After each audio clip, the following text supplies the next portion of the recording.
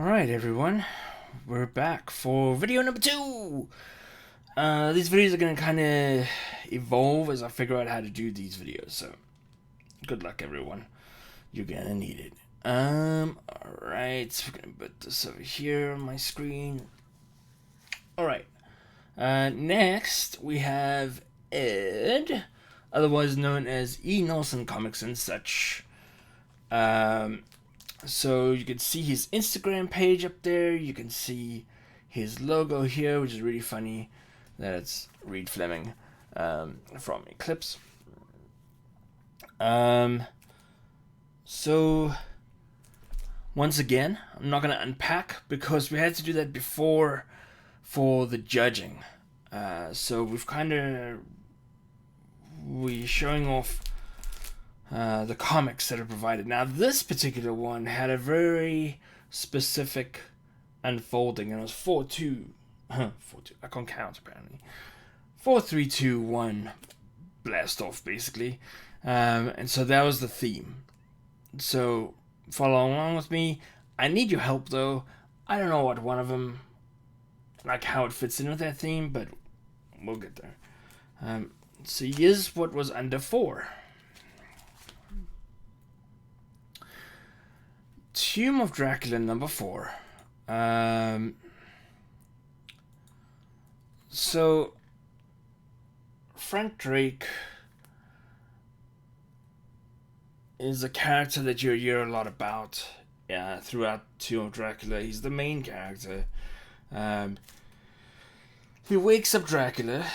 They stumble across Dracula and and he's all shriveled up and dead. And then they bring him back to life. This is a very 70s book. If you read Tomb of Dracula, a lot of people bought Tomb of Dracula for Moon Knight and never read it. Or they might have paged through it. But it was a spec book, so I doubt they read it. The writing is very stereotypical. The woman falls in love with everyone. And is scared and runs away from everyone.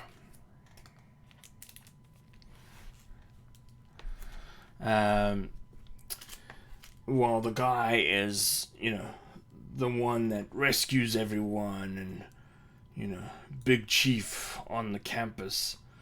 Sorry, I got some stuff moving around here. I'm doing this between work. So, don't tell anyone. So, oh crap. That was not what I wanted to do. Whatever. Tomb of Dracula 4.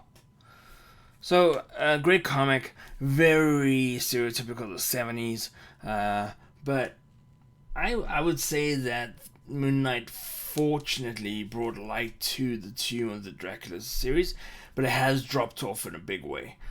All of these books' values went up, and they're all coming back down again. Yeah. So here's another number 4. So each number had 2 comics in it. Peter Parker, the Spectacular Spider-Man, otherwise known as the Spectacular Spider-Man. Number 10, this is the 4th appearance of the White Tiger. What makes him a tiger? I don't know. Like, it's clear that he's white.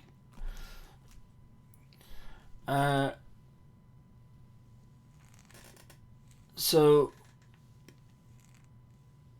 yeah. White Tiger's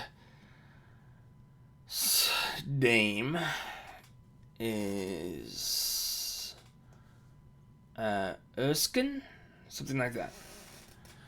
And his father or grandfather was the one that actually came up with the super soldier serum for Captain America. Pretty cool. I might have that completely wrong. You're gonna have to double check me. It's been a long, long week, and it's Monday.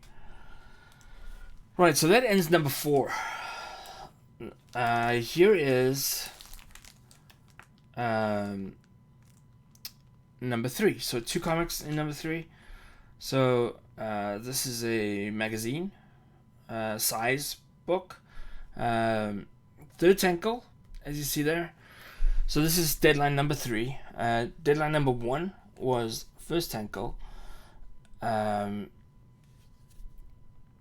The 2 writers of this, where is it? It's on here somewhere.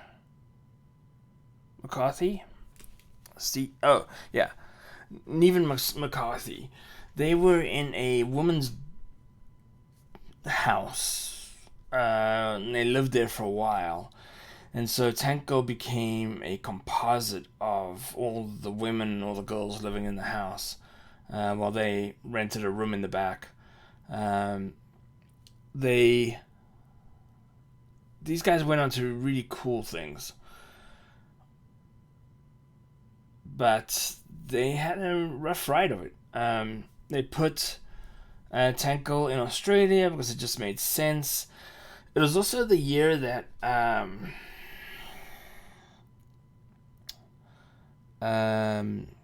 Crocodile Dundee 2 came out, and there was something else that was Australian based that I don't remember, and so that led them down the Australian path. This kind of, infatuation with a land down under. So that was really cool. Not an expensive comic. The Deadline magazine's not particularly expensive. Number 1's a little expensive, $5 to $10. You can pick up Deadline. Different conditions. So we have a Slab now. So there's number 3 still. And we have a 3.0 Tomb of Dracula.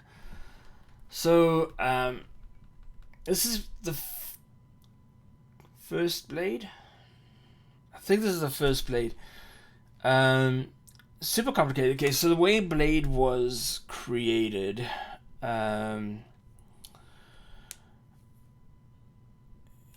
his mother went into labor near a brothel.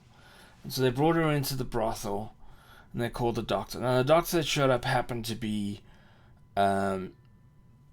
Deacon Frost. Deacon Frost, depending on which media you watch or read or whatever, is different things. Sometimes Deacon Frost is critical to Blade, and sometimes he's a bad guy, and sometimes he's a good guy. Anyways, so Deacon Frost, because he's a out of control vampire, he bites Blade's mother in the neck. Well, in the nape of the neck or whatever it is. And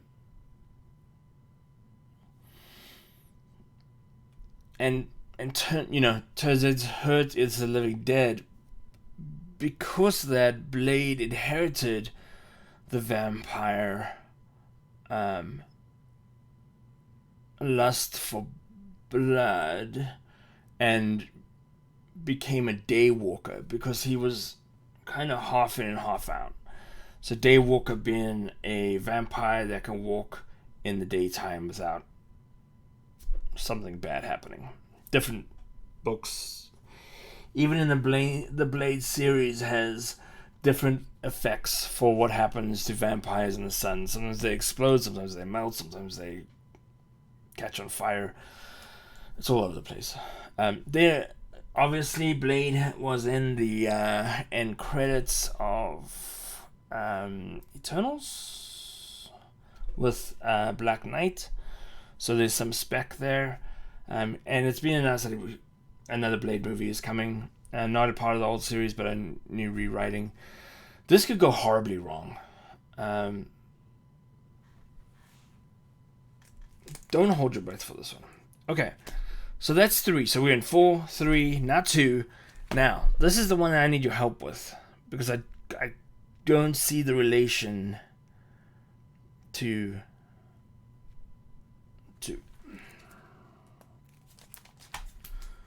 we have Thunderbolts number 1.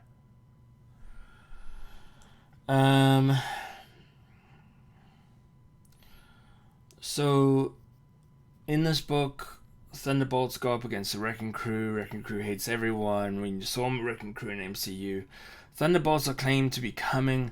Who are the Thunderbolts? Well, they're basically the Masters of Evil. Zemo is the clown with the skeleton mask on and the stripes, known as Citizen V. Then you have Beetle, who is Mock, and you have Fixer, who's Techno. You have Songbird, who is or Screaming Mimi becomes Songbird, and then in a big old mix-up, Atlas is Goliath, but he is the 4th Goliath, who also was the first Power Man. Follow that? And you have Moonstone, who was Meteorite. And then I think in this book, Nemo or later on, Nemo abandons the Thunderbolts because he wants them to do evil and they want to do good, and Hawkeye takes over ownership or leadership of the team. That's the Thunderbolts. Now, why that is number 2? Maybe because everyone has a second personality? Maybe because the team has a second personality? I don't know. You tell me. You tell me. You can tell me on Instagram or YouTube or whatever. Okay, this is also a 2, and I think we know why. Batman 179 6.0. It actually is a very good looking 6.0. It's very hard to judge these older comics by the CGC critiques. But anyways, this is the second Riddler in the Silver Age. The early Batman characters changed so much from gold to silver to bronze and to modern because Batman had this evolution of being very serious in gold, being kooky in silver, being serious again in bronze, and then being super dark in modern. So there's this tendency to break the character up by age when there's a appearance. This is cool. You got some riddles on the front, which are kind of fun to solve. I never understood this cover too much because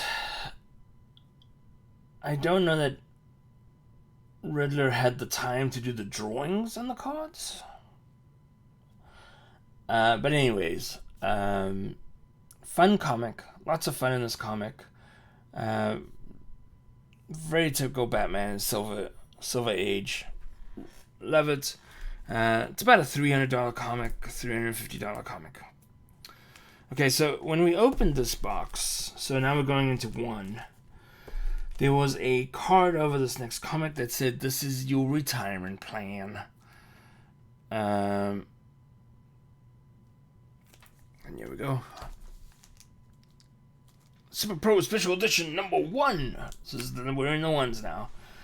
Jusko cover. He did nothing else with this comic book except for the covers. Very interesting time in Marvel for this. It is quite easy to find SuperPro number 1. I mean, it's a $1 comic, right? $1 to $4, depending on the quality and the mood in the room. It's actually harder to get to the lower numbers because they actually made, I think, 9-10 copies or comics of this thing. And it was super limited print at the end. like super limited print. So it's a funny one. It's a good one. The whole point of the series was to bring an awareness to steroid use and to quell it, and then of course bring the NFL to a younger audience. It just was a badly made match. A lot of things went wrong with it. And then here's a final one also. Number 1. So we have a 3.0, understandably. This isn't a $12,000 comic box. Astonishing Tales, number 25. Always liked the synchronicity between 25 and 25 cents. Featuring Deathlok, the Demolisher, and this, of course, was the first Deathlok. This is something a little unique. We're used to narration boxes. When the main character was narrating or arguing with himself in Moon Knight's case. This one actually had 3 voices going on in the narration boxes, and they allude to it on the front cover here where it says man, machine, or monster. The first narration was the man, and then the second one was the machine of Deathlok. And then the third one was kind of this, it was a poet, but he was a combination of both, but he was completely nuts. So by I think the third appearance of Deathlok, they've removed the third narrative, maybe even the second. It was revealed that Riker, who is his kind of main enemy, planted a bug into Deathlok, which caused him to have this manic, crazy, upward, aggressive thing going on.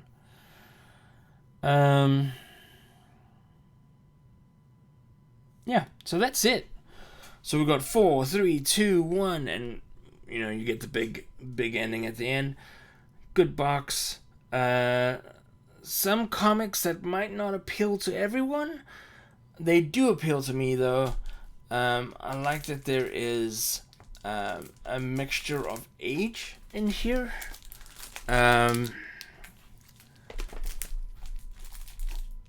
This is kind of neat, this deadline. I really like that. I'm kind of tired of the 3rd and 4th and 5th appearance, but this matched in with the theme, so I'm okay with it. Alright guys, that was it. Let me know what you think. I did not update this at all. Let me kind of go.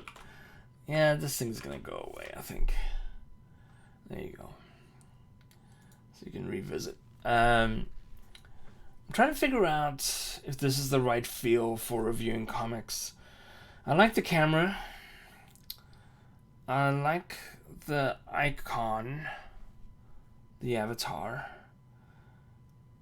And I think I like the Instagram as well. It's this the box of what the comic stack is that I'm not sure. I have to like change it live, and I'm not loving that. So anyhow, thank you for watching. There'll be more reviews coming, and let me know what you thought. Thank you, everyone.